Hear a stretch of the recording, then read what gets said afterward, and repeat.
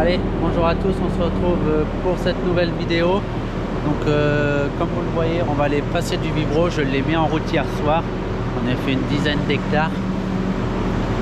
On va passer ça du coup dans les garets pour faire des maïs et des tournesols à la suite de la destruction des couverts. Du coup, je vais emmener le drone. Et puis du coup, on avait passé un coup de vibroflex partout. Et ensuite, là, ça a séché, ça a mouillé 25 mm. Et là, on repasse un coup de vibro. Du coup, ça dégomme toutes les mottes, ça fait du super boulot. Je vais vous faire voir ça tout à l'heure. Et du coup, on a mis le jumelage sur le tracteur. Je sais pas si je vous l'avais dit qu'on avait un jumelage. Après, on s'en sert pas beaucoup parce que pour se déplacer sur la route, c'est quand même assez indigne. C'est très compliqué pour se déplacer. Donc, on le met pas souvent. Là, on le met souvent pour passer le vibro, pour préparer les garets pour les maïs et les tournesols. Et puis voilà. Donc voilà, après le vibro la chaud avec des dents qui sont semi-droites, comme vous le voyez. Et derrière, les peignes, je les ai escamotés, ils touchent pas par terre parce qu'ils faisaient trop râteau. Et derrière, les rouleaux qui finissent de casser les mottes. Voilà. Bon allez, on va au champ et puis on reparlera de tout ça dans la cabine. Allez, on se retrouve dans la cabine du tracteur. Je vais pas descendre. Dehors, il y a encore beaucoup de vent là. Depuis 3-4 jours, il y a énormément de vent. Et ça fait vraiment pas chaud dehors. Donc derrière, ça se passe vraiment bien. Je sais pas si vous voyez, mais ça va très bien. Je suis vraiment satisfait du boulot que ça fait. Honnêtement, quand on a passé le vibroflex, j'avais un peu peur parce qu'il y a des endroits ça faisait vraiment de la motte. Et en fait, il y en avait vraiment besoin pour vraiment bien déraciner toutes les graminées qu'il y avait. Et pour voilà, déraciner ça et refaire du garet. Et du coup, là, avec ça a séché dessus, on a tout passé au vibroflex avant que ça mouille. C'était l'objectif et on a fait en sorte de pouvoir le faire avant que ça mouille. Et du coup, ça a séché et derrière, on a pris 25 mm. Et là, ça a resséché pendant 3 jours là, avec le vent là. Du coup, ça a bien séché dessus. Et franchement, les mottes, elles fondent comme neige au soleil. Je suis vraiment très content du travail que ça peut faire. Parce que là, je ne m'attendais pas à avoir un garet comme ça quand j'ai passé le déchômeur à disque. Honnêtement, j'avais un petit peu peur de comment j'allais pouvoir m'en sortir à faire faire une bonne préparation de sol pour les maïs et les tournesols. Alors après, par contre, à défaut, ce que je peux comprendre, oui, par contre, ça va faire pas mal de passages pour semer. Parce que du coup, on va avoir passé les disques. On va avoir passé le vibroflex et on va passer 2 coups de vibroculteur. Donc ça va faire 4 passages d'outils pour semer. Donc oui, ça peut faire beaucoup. Moi aussi, je me dis que des fois ça fait un peu beaucoup. Mais bon, on avait quand même des gros couverts à mélanger. Et voilà, après, sur des cultures comme du tournesol, je préfère avoir passé un passage de plus et avoir un garet tip top assez fin pour avoir de la terre fine et une levée homogène. Parce que si jamais on n'a pas des grosses précipitations quand on va semer en fait, et qu'à certains endroits de la parcelle il y a des mottes, ça va lever en plusieurs fois et après la gestion des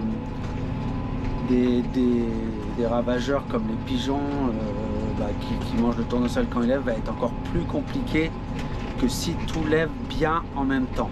Où là on aura une surveillance de 8-10 jours entre le moment où il va pointer et le moment où il sera plus sensible aux pigeons.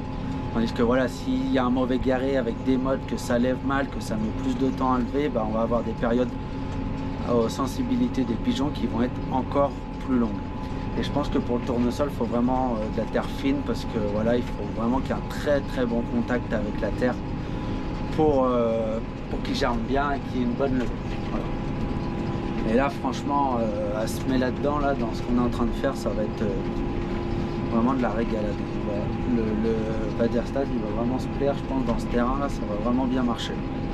Et pourquoi du coup si on va remettre un coup de vibro avant, tout simplement parce que je vais soit mettre de l'azote liquide avant le semis, donc le but ça va être de l'enfouir, et pour les tournesols je vais désherber et on va incorporer le produit dans le sol.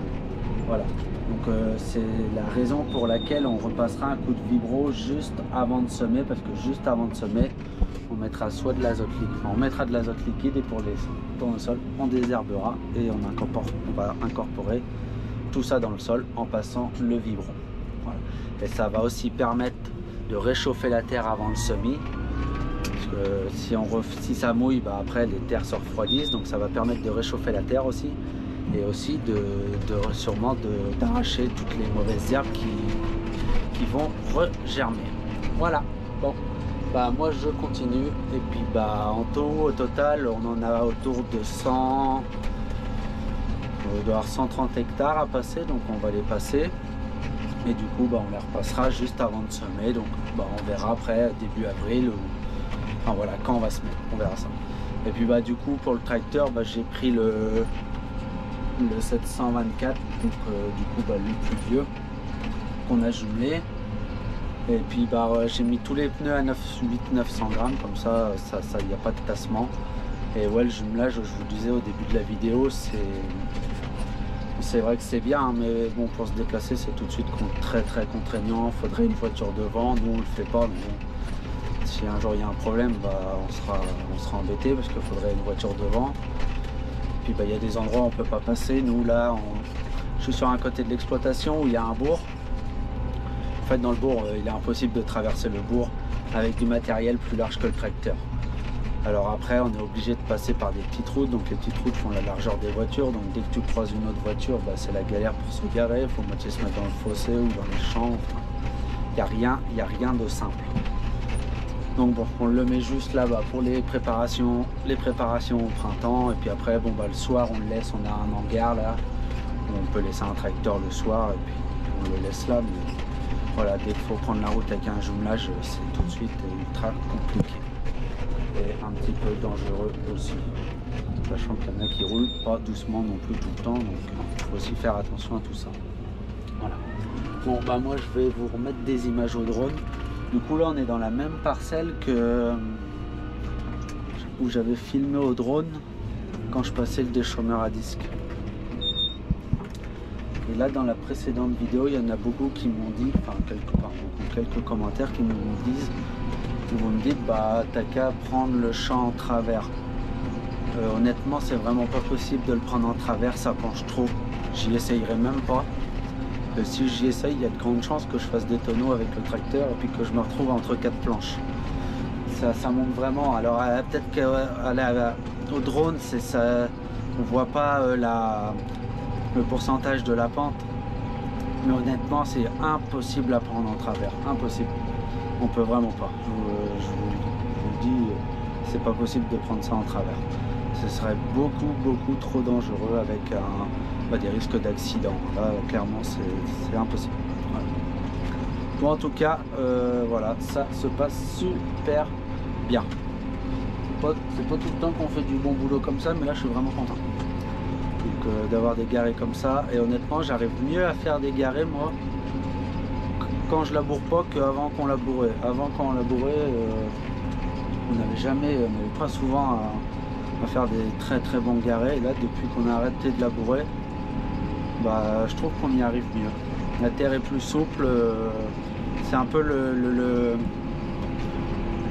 ressenti que j'en tire là depuis 2-3 ans. On a arrêté de faire des labours d'hiver. Cette année, bah, comme je vous disais là un peu juste avant, c'était pas gagné avec toutes les graminées et tout. Bon, après la météo nous a aidé aussi, mais bon, faut savoir jouer aussi avec la météo, hein. C'est le but de notre métier, de jouer avec la météo.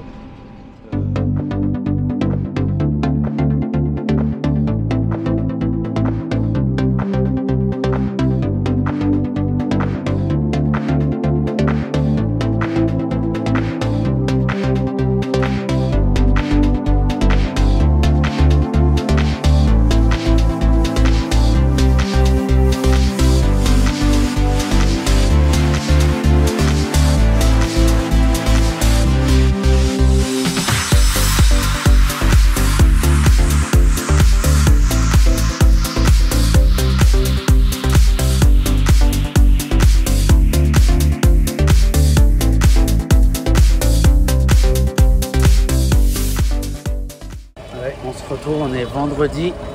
On a changé de tracteur. On est repassé sur l'autre parce que l'autre est tombé en panne.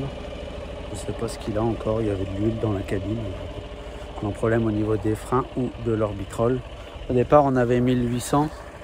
Mais bon, 800, bah, on peut pas le jumeler, c'est pas la même dimension. Et avec le télégonflage, dans certains champs, c'était pas ouf, c'était pas terrible. Donc du coup, on a remis le jumelage sur celui-là. Fallait enlever les masses dans les roues, remettre les anneaux qui étaient démontés, les refixer dans les jantes pour pouvoir remettre le jumelage. Mais bon, ça c'est fait, pas trop mal. En termes de boulot, là, on est vraiment dans des champs. Là. Alors là, je suis pas passé. Vous voyez, on a de la mode comme ça, mais qui a vachement bien fondu. Et voilà, et honnêtement, derrière, ça se range vraiment bien. Là, c'est fait. On a vraiment du garé comme ça, là. C'est vraiment plutôt pas mal. C'est un petit peu... faut juste prendre le dessus, parce que dessous, c'est un peu gras. Donc, juste machiner le dessus, machiner les mottes pour faire du bon travail. Et puis, là, ça se passe plutôt bien. C'est vraiment du bon boulot. On a l'air d'annoncer pas mal d'eau la semaine prochaine, à partir du milieu de la semaine. Donc on va finir ça avant, on va en faire un peu ce week-end pour finir lundi et être sûr que mardi ça sèche bien dessus comme ça. Et voilà, donc voilà. Bon, voilà pour cette fin de vidéo. Et ben moi je vous souhaite à tous de passer une bonne semaine. On se retrouvera pour une nouvelle vidéo. Je pense que ça sera sur l'alimentation des vaches comme ça. Comme d'habitude, là le matin ça faisait noir, alors je ne vais pas faire la vidéo quand il faisait noir, mais là maintenant quand je charge le matin, le jour se lève plus tôt, ça sera mieux. Donc je pense que ça sera la prochaine vidéo. Voilà, allez, à la prochaine.